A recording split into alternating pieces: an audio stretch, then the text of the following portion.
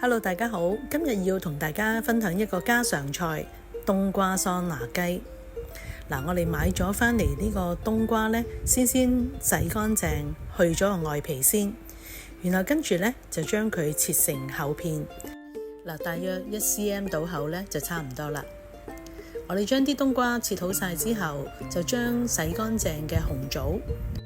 對半切開咗之後，跟住呢，就搣咗中間嘅核。所有嘅紅棗都係咁樣做，就擺喺旁邊備用。跟住將蟲草花洗乾淨，再將我哋嘅雞扒洗淨之後呢，去皮，去咗個外皮之後呢，我哋就將佢切成細塊。我呢就中意呢切到好似粗條咁樣，其實點樣切呢都冇問題嘅，就係視乎你自己喜歡嘅啫。大約呢每一條呢就好似而家咁樣嘅粗嘅程度就差唔多啦。跟住我哋醃雞嘅調味料就有1/4茶匙嘅鹽，1/2茶匙嘅糖，2茶匙嘅生抽，仲有1湯匙嘅蠔油，跟住加少少嘅胡椒粉，然後跟住呢將佢撈勻之後，我哋就再加入埋1大茶匙嘅生粉，再將佢撈勻，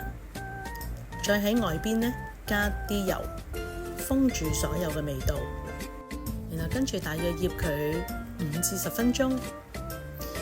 再落嚟呢，我哋就將冬瓜片呢先鋪咗喺個碟底，鋪滿晒佢。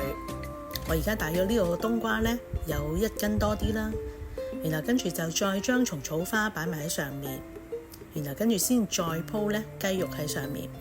雞肉呢盡量唔好重疊，然後跟住呢將佢散開，平均咁樣鋪喺面。咁呢，佢會一陣間蒸嘅時候呢，容易咁樣去受熱，同埋全部都熟晒。跟住呢，我哋就再將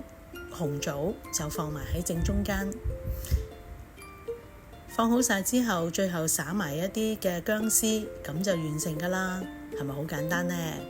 我哋呢預熱咗1煲嘅滾水，然後跟住就再將我哋剛才嗰啲雞呢就放喺上面，再將佢大火蒸10分鐘。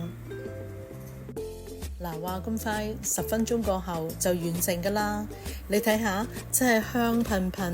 而且呢係咪好似焗完桑拿咁樣？你睇下幾多煙，而散發出呢大部分呢都係呢紅棗嘅香味，真係好香噶，令你聞到呢一陣味呢都好想食晒佢落肚。你見到呢，我哋冇加過1滴水，都有咁多嘅汁水喺度，記得唔好倒咗佢啊，一齊送飯好好味噶。最後梗係請大家幫我分享俾朋友，一齊追蹤我專頁啦，多謝你哋，拜拜。